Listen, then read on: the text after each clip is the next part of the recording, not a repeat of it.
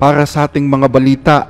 Maliban sa mga sundalong North Korean at Chinese mercenaries, Russia kumuha na rin ng mga taga-Yemen laban sa Ukraine.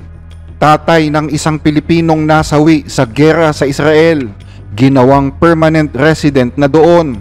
At KOJC leader Kiboloy, ililipat na sa isang regular na kulungan.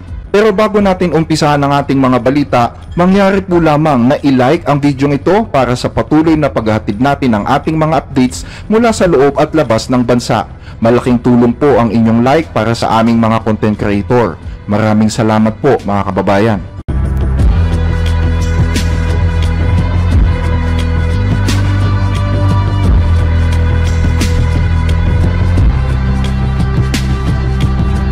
Napaulat kamakailan na nire-recruit na rin ng Russia ang daan-daang mga taga-Yemen na may malaking pangangailangan. Yan ay upang sumali sa giyera ng Russia laban sa Ukraine. Ayon sa balitang inilabas ng Financial Times kahapon araw ng Linggo, ibinahagi umano ng mga taga-Yemen na sumali sa giyera ang kanilang mga karanasan bago nito. Halos lahat anya sila ay pinangakuan ng mataas na sahod at citizenship sa Russia. Sinasabing dinala sa Russia ang nasabing mga mercenaries ng isang kumpanya na konektado sa isang politikong miyembro ng teroristang Houthi na si Abdulwali Abdo Hassan al-Jabari. Ayon pa sa ulat, ang mga sundalong Yemeni ay na-recruit na ng Russia noong buwan pa lamang ng Hulyo. Marami sa kanila ang walang pagsasanay militar at iniulat na pinilit o nilinlang upang lumaban para sa Russia matapos silang papirmahin sa mga dokumentong hindi nila mabasa. Ayon sa ilan, sila ay sapilitang dinala sa isang pasilidad mula sa paliparan kung saan isang lalaki na nagsalita ng kaunting Arabo at nagpaputok pa ng baril upang takutin ang mga tumanggi na pumirma sa kontrata ng enlistment. Isang kontrata na nakasulat sa wikang Ruso. Sinabi ng isa sa mga na-recruit na nasa 200 ang sapilitang isinali sa mga sundalong Ruso mula pa noong buwan ng Setyembre, bagaman marami sa kanila ang walang training sa military. Ayon sa kanya, ang kanyang propesyon ay tour operator at retail supplier. Sa pag-asang makakahanap ng trabaho sa engineering or security guard sa Russia, napilitan siyang sumali upang magkaroon ng maitutustos sa kanyang pag-aaral sa Yemen. Ang iba naman ay pinangakuang pagtatrabahuhin sa mga pabrika sa Russia na may pangakong sahod na $2,000 kada buwan at bonus na $10,000. Pero isinama umano sa mga sundalong Ruso nang sila ay magsidating na sa Moscow. Ayon kay Fareya Al-Muslimi, isang eksperto sa Middle East, malinaw na kailangan ng bansang Russia na punuan ang kakulangan nito sa mga tropa sa harapan ng giyera.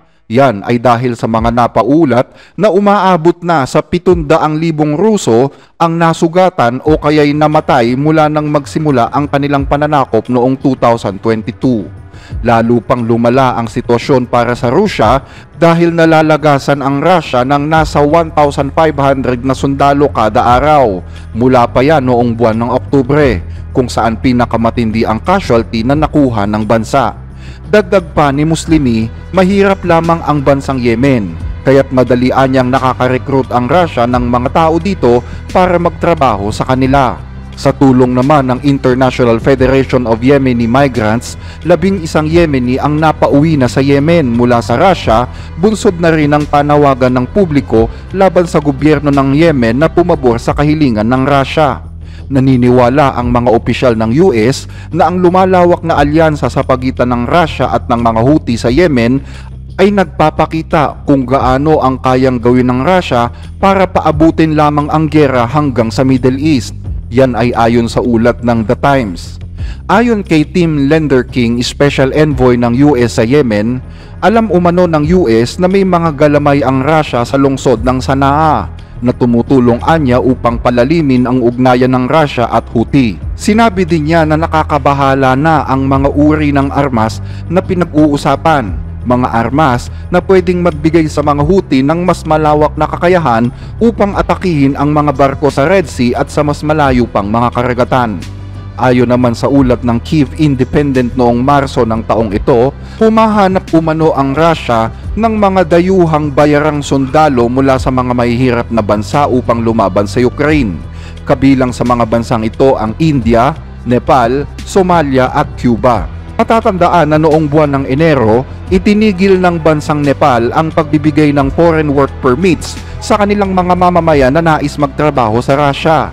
Yan ay dahil sa dami ng mga Nepaling bayarang sundalo na napatay habang lumalaban para sa Russia. Hindi anya bababa sa 10 Nepali ang nakumpirmang nasawi na at tinatayang hindi bababa sa 200 ang lumalaban pa para sa Russia mula pa noong buwan ng Enero. Ang mga ulat na ito ay lumabas kasunod ng kamakailan lamang ay napaulat na pakikipagtulungan ng mga tropang North Korean soldiers sa Russia. Kinumpirma din ni Pangulong Volodymyr Zelensky ng Ukraine na nagkaroon nga ng sagupaan sa pagitan ng mga sundalong North Korean at Ukrainian sa rehiyon ng Kursk sa Russia. Sa iba pang balita, tatay ng isang Pilipinong nasawi sa giyera sa Israel, ginawa ng permanent resident doon. Ipinahayag noong Linggo, November 25 ni Israeli Interior Minister Moshe Arbel na opisyal nang binibigyan ng permanent residency sa Israel ang ama ng napaslang na Pinoy reservist na si Cedric Garin.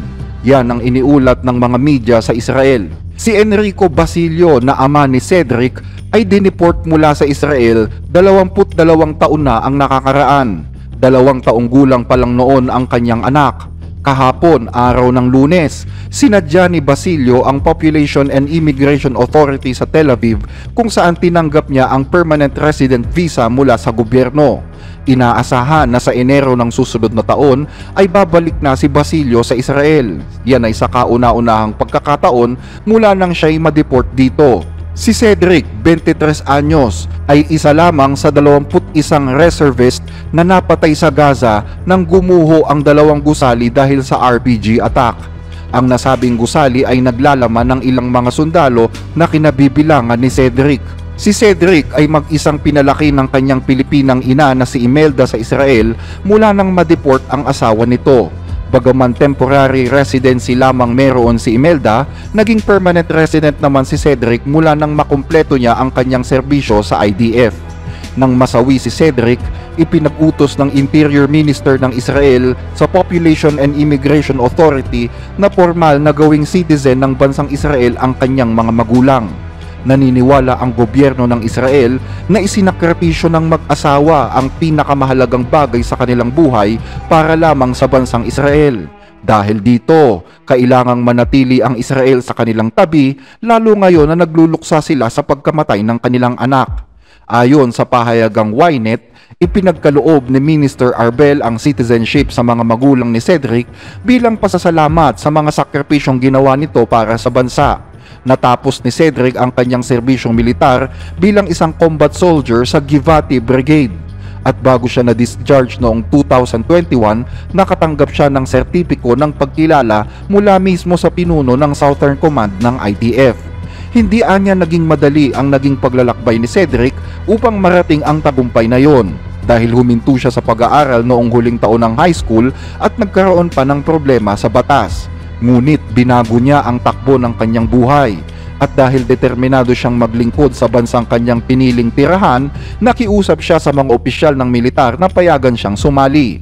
Ninais ni Cedric na magkaroon ng karera sa security ng bansa. Sa IDF website noong 2021, matapos niyang gawaran ng sertipiko ng pagkilala, sinabi ni Cedric na nadiskubre niya sa serbisyo ng IDF na mahal niya ang kanyang piniling landas. Tuwing ginagawaan niya ang kanyang trabaho sa security, nararamdaman niya ang sarap sa pakiramdam na nakikitang nakakatulog ng payapa ang mga tao dahil sa kanila. Ito anya ang nais niyang gawin habang buhay.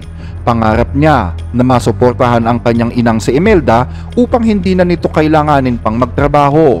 Yan ay ayon sa asawa ni Cedric na si Daniela.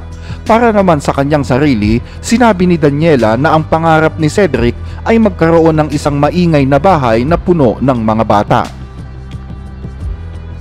Sa ibang balita, ipinalilipat na mula sa PNP Custodial Center patungong Pasig City Jail ang leader ng Kingdom of Jesus Christ na si Apollo Quiboloy.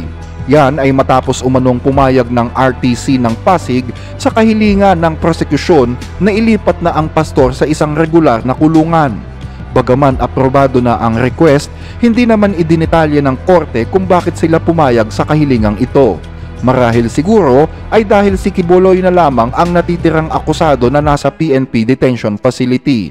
Matatandaan na naunang inilipat sa Pasig City Jail ang iba pang mga kasama ng pastor na sina Jacqueline Roy, Crescente Canada, Ingrid Canada at Sylvia Semane. Ayon kay Attorney Joy Domingo, Legal Counsel for Amanda, ikinatuwa nila ang naging desisyon at naniniwalang dapat nga talagang isama ang pastor sa mga kapwa akusado nito. Ang nasabing hakbang ay isa umanong malaking improvement sa nagaganap na labanan sa korte kung saan kinakaharap ng pastor ang patong-patong na mga kaso. Inaasahan naman na magbibigay pa ng mga kaukulang updates ang mga otoridad hinggil sa balitang ito. Ano ba ang naging dahilan at bakit pumayag ang Pasig RTC sa request ng prosecution? June, doon sa pinakita sa atin na kautusan, wala na bang nakasulat doon kung bakit pinalipat na ng kustodiya si Quiboloy, pero siya na lamang kasi ang tanging akusado doon sa mga kasong isinampa sa kanila na nandoon pa sa PNP detention facility. Yung lahat ng mga kapwa niya akusado ay nailipat na lahat yun sa BJMP facility June. Pinagbigyan ng korte ang kahilingan ng kampo ng prosekusyon na ilipat na ng kustodiya si Apollo Quiboloy. Ayon sa legal counsel ni Elias Amanda, ang isa sa complainant ng sexual abuse laban kay Quiboloy, ikinatuwa ng kanilang kampo ang desisyong ito ng korte, lalo na ng mga complainant. Of course, we are very happy kasi yun naman talaga yung gusto namin mangyari, na malipat siya sa city jail kasama ng mga ibang akusado. Patunay niya ito na gumugulong ang justice system sa bansa. Sa lahat ng respondent sa kasong qualified human trafficking, child abuse at sexual abuse laban kay Quiboloy at 5 iba pa, tanging si Quiboloy na lamang ang nananatili sa PNP custodial facility. Ang kanyang mga kapwa akusado, lahat ay nasa ordinaryong kulungan na nakakulong. To be fair naman to the other accused, wala naman siya dapat special treatment kasi kasama naman siya ng katulad ng ibang mga akusado. Walang dahilan para magkaroon siya ng special treatment na hindi niya maranasang makulong din habang tinatry yung case niya. They are claiming innocence until proven guilty. So, let it be. But dun tayo sa tamang proseso. Dun ka sa city jail. Sa Miyerkules ng hapon, nakatakdang ilipat sa Bureau of Jail Management and Penology sa Pasig City si Quiboloy. Ito ay pagkatapos na matapos ang kanyang hiling na 5 araw na extension ng medical furlough sa korte. Sabi ni Domingo, bagamat kasama ang dental procedure, pero ang hiling talaga ng kampo ni Quiboloy ay angioplasty. I saw from the news kasi na dental, they're going to have a procedure today, heart procedure. It's not dental. I don't know why they have to say that it's dental. I don't know if it has something to do with Quiboloy running for senator, that they want to hide that fact. But the fact is, it's not just dental. Of course, kasali yung dental, pero he's going to undergo angioplasty. Umaasa ang kampo ng prosekusyon na matutuloy ang nalalapit na paglipat ng kulungan kay Quiboloy sa darating na Miyerkules. We are hoping kung walang additional drama on their end na hindi siya fit to be in city jail. Pero sa tingin ko naman, pagkatapos ng procedure, yun yung order ng korte, i-commit siya sa city jail. June, sa susunod na taon na ang susunod na pagdinig sa mga kasong kinakaharap ni Quiboloy. Hanggang dito ang ating mga balita. Muli ay maraming salamat po sa inyong pakikinig at magandang araw po.